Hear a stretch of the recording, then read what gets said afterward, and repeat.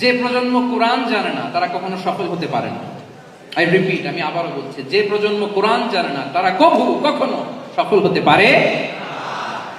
তাহলে আমাদের মুসলিম আইডেন্টিটিকে যদি প্রিজার্ভ করতে হয়, প্রোটেক্ট করতে হয়, প্রথমে আমাদেরকে সালাতের ব্যাপারে সোচ্চার হইতে হবে, সচেতন হইতে হবে।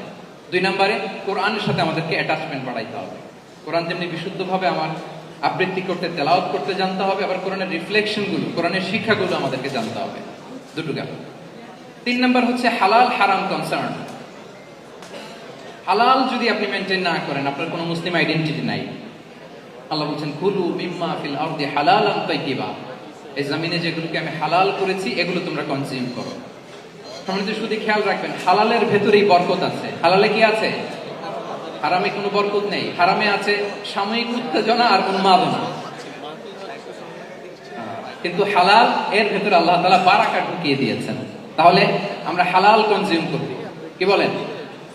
সব ক্ষেত্রে, সব ক্ষেত্রে। হারাম খেয়ে, হারাম কনজিউম করে যে ব্যক্তি দোয়া করে, যারা হারাম খায় তাদের দোয়া আল্লাহ কবুল করে না। এবং হারাম খেয়ে বর্ধিষ্ণু দেহ আল্লাহর জান্নাতে প্রবেশ করবে না। লা ইয়াদখুলুল জান্নাতা জাসাদুন গুযিয়া বিল হারাম, হারাম খেয়ে যে দেহ নাদুস নুদুস হয়েছে ওই দেহ কখনো আল্লাহর জান্নাতে প্রবেশ করবে না। জন্য খবরদার, আমাদের সবকিছু আমরা হালাল দিয়ে সাজাবো ইনশাআল্লাহ। বলেন সবাই।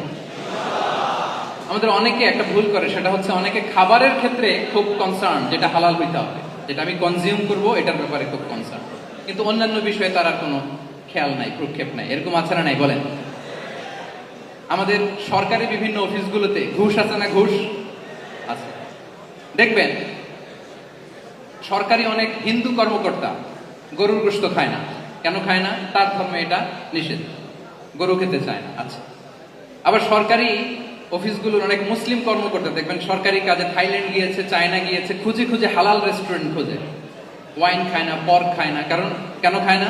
এটা ইসলামে নিষেধ। কিন্তু 2 অফিসারই, মুসলিম অফিসার, হিন্দু অফিসার, 2জনই আবার ঘুষ খায়। হয় না এরকম?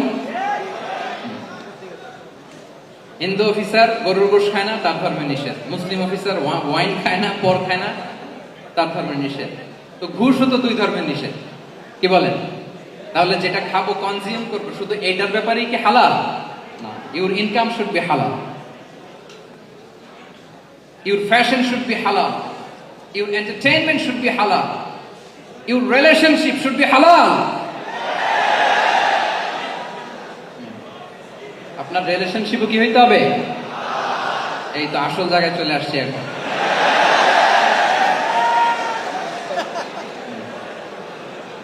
হালাল রিলেশনশিপ কোনটা?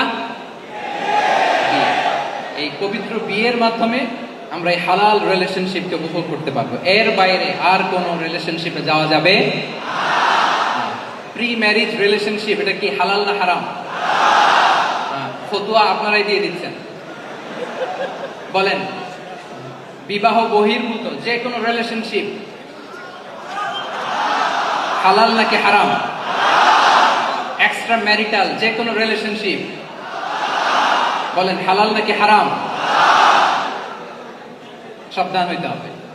তাহলে হালালের সাথে আমাদের সম্পর্কটাকে জোরদার করতে হবে। আচ্ছা, আপনারা আমার সাথে আছেন তো? মুসলিম আইডেন্টিটি রক্ষায় প্রথমে কি বলেছিলাম? সালাত। 2 নম্বরে অ্যাটাচমেন্ট উইথ কোরআন। 3 নম্বরে কি? হালাল মেনটেন করতে হবে। আচ্ছা গেল। 4 নম্বর হচ্ছে আমাদের একটা গুড সার্কেল মেনটেন করতে হবে। Always engage with good circle, maintain a good circle. যত টক্সিক পিপল আছে এদেরকে ইগনোর করবেন, দূরে থাকবেন। আপনাকেও ভালো করতে দিবে না, নিজেরাও ভালো থাকবেন। এরকম আছে না নাই? ভালো স্টাডি সার্কেল মেনটেন করবো আমরা। দিনের মৌলিক বিষয়গুলো শেখার জন্য একটা ভালো সার্কেল মেনটেন করবো। এমন সার্কেলে থাকবেন, এমন লোককে বন্ধু বানাবেন যাকে দেখলেই আল্লাহর কথা স্মরণ হয়, কি বলেন? এরকম একটা ভালো পরিবেশ খুঁজে নেন, একটা দ্বীনি সার্কেল খুঁজে নেন। Never stop learning Islamic knowledge. যারা এই যে নলেজ শেয়ারিং সেশন করে, ইসলামিক হালাকা করে, কোরআনিক স্টাডি সার্কেল করে, এই সার্কেলগুলোর সাথে আমরা থাকবো ইনশাআল্লাহ। কি বলেন? সবাই থাকবেন তো? তা না হলে মুসলিম আইডেন্টিটি আমরা প্রোটেক্ট করতে পারবো। আচ্ছা, 5 নম্বরে হচ্ছে এঙ্গেজ উইথ গুড ওয়ার্ক। কল্যাণমূলক কাজের সাথে নিজেকে আমরা জড়িয়ে রাখবো। এই যে টাইমটা আপনার লাইফের সবচেয়ে ক্রিম টাইম আপনি পার করছেন, বেশিরভাগ শ্রোতাই তো এখানে তরুণ এবং যুবক, এই সময় আপনি আর পাবেন না, কখনো পাবেন না। এই টাইমটাকে যেন আমরা কাজে লাগাই। এমন সময় আপনারা পার করছেন, আপনারা চাইলে বাতাসের গতিকে আপনারা পাল্টে দিতে পারেন, সাগরের স্রোতকে উল্টে দিতে পারেন, আপনারা চাইলে ইতিহাস করতে পারেন। এই যে 24-এর এই যে আপরাইজিং হলো, কারা করেছে এটা? হ্যাঁ, প্রবীণরা না নবীনরা? বলেন তো। এই যে আবু সাইদ বুক টান টান করে যে দাঁড়িয়েছে, সে কি বুড়া মানুষ ছিল না যুবক ছিল আপনাদের মতো? আল্লাহ রাসূল সাল্লাল্লাহু আলাইহি ওয়া আলিহি ওয়াসাল্লাম তিনি বলেন, ইগতানিম খামসান ক্বাবলা খামসিন।